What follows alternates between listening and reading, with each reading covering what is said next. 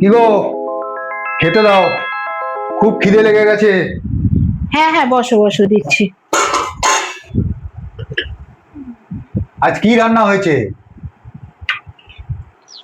আরে আজকে আমি অনেক কিছু রান্না করেছি গো। তাই? কি কি গো?